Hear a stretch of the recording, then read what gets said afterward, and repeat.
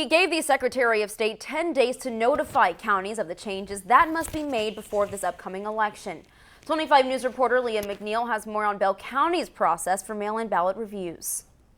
Only 21 states have a notification system they follow to notify a voter that there has been a discrepancy with their mail-in ballot, and Texas isn't one of them, leading many voters concerned, especially with this high-profile election. There is the fear that, in this last-minute scramble, that some counties might not abide by the new policies that are created and others might. 254 counties in Texas. There's pretty much 254 unique ways to kind of do an election. While some election rules from the Secretary of State are concrete, other things are left up to the discretion of each county and jurisdiction. There's supposed to be underlying rules that count for every county, and one of those, of course, is the Ballot Board Committee.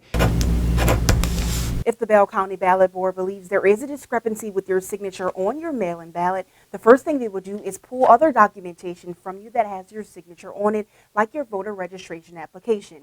Then they'll compare the signatures. If they still can't reconcile, that this signature is from this specific voter, then the voter, as of right now, the rule is to notify them, via a letter. Interim Elections Administrator Matthew Dutton says Bell County has always notified voters if there was an issue with their mail-in ballot. With the expected influx of ballots by mail, Dutton says their signature verification committee will be meeting multiple times a week starting in October to process the votes. So particularly for those voters who are voting by mail for the very first time, need to be extremely careful. Since Black, Hispanic, and first-time mail-in voters are more likely to get their ballots rejected, this according to Dr. John Kohler, professor of political science at A&M Central Texas. He advises taking a picture of your signature to ensure you can replicate it later to prevent future issues. This year's primary, between 1% and 2% of mail-in votes were rejected. And so while that seems like a small percentage, with the anticipation of more mail-in votes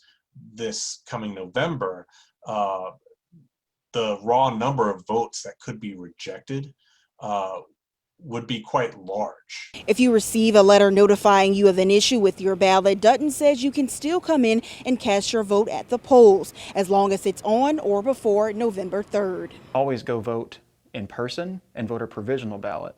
The provincial ballot, your in-person vote would count, but your mail-in ballot, because of the discrepancies, would not be counted.